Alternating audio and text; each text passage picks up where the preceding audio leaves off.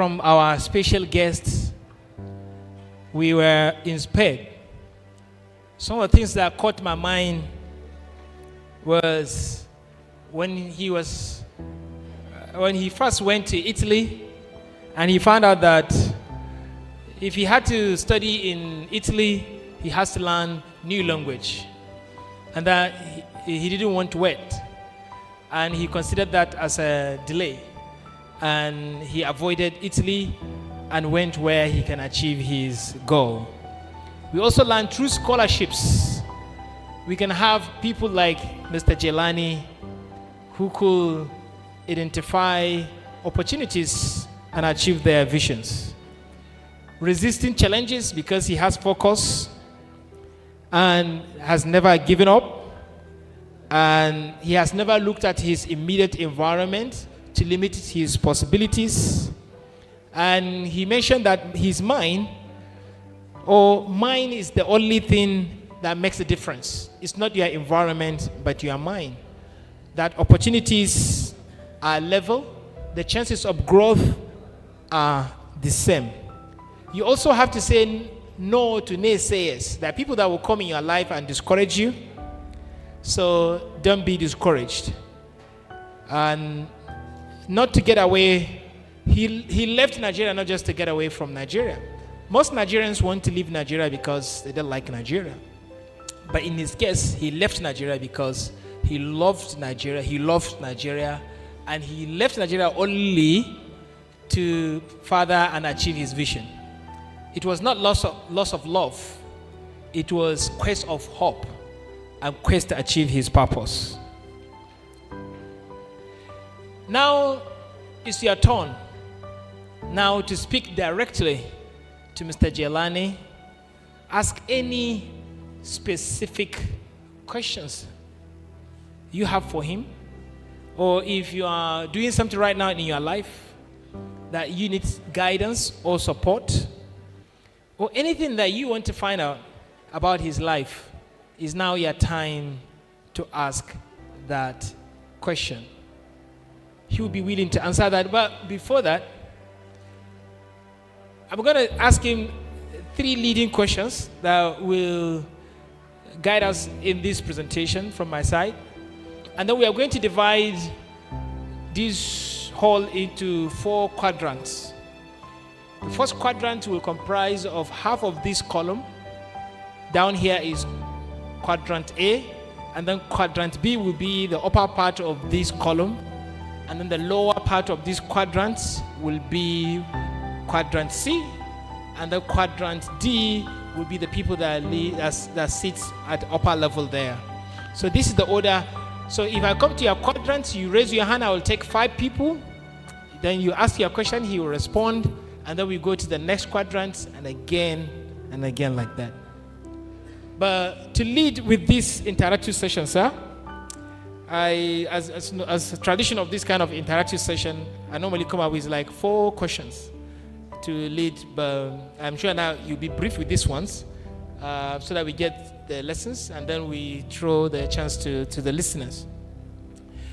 So now we've had your story, we were inspired, but if someone will to ask you one question about the lessons of your life, if you live this successful life, what's the lesson of your life?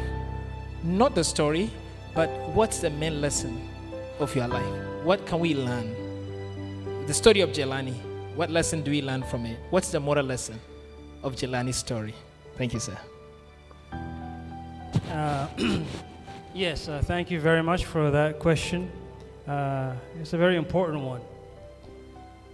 I believe that lesson would be to have sincere focus in achieving an objective that is tied to your talents and your passion.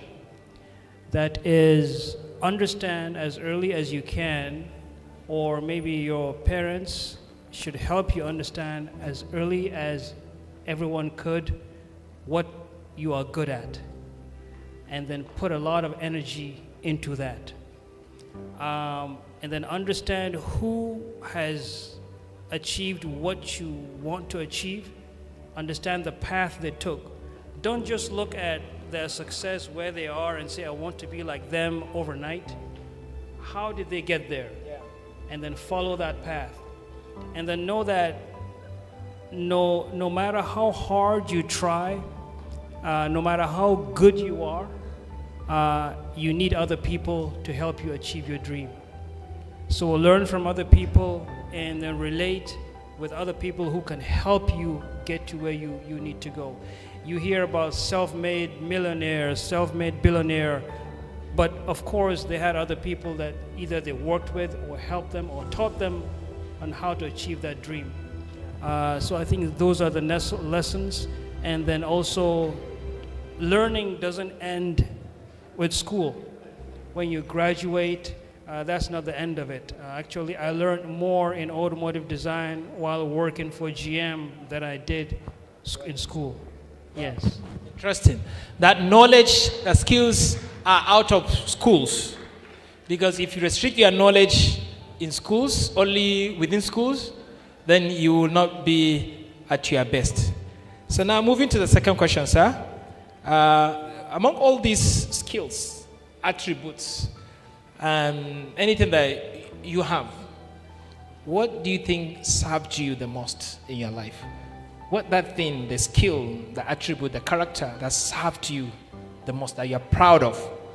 One thing, it could be any character, behavior, or attitude, or skill that you think served you, have paid you well. You are happy that you have that kind of skill. One most important. Yes, I think the first would be being able to imagine. Because in the world of design, it's all about coming up with something that's not there. So how do you design something purely based on your imagination to be really competitive? And then also, one needs to have the ability and humility to work with other people. Back to the first question, you need other people around you. No man is an island. So no matter how good you are, learn to work as a team member. Because everybody has his or her talent that we all need to really move forward. So one must take, very importantly, the fact that you need to work harmoniously with the people around you. Interesting. So your ability to imagine, imagination has served you well. And if you want to get successful like him, you need to also improve your imagination. If you are able to imagine the future and solve the future problems, then you are likely to be successful. And another thing that served him well was his humility.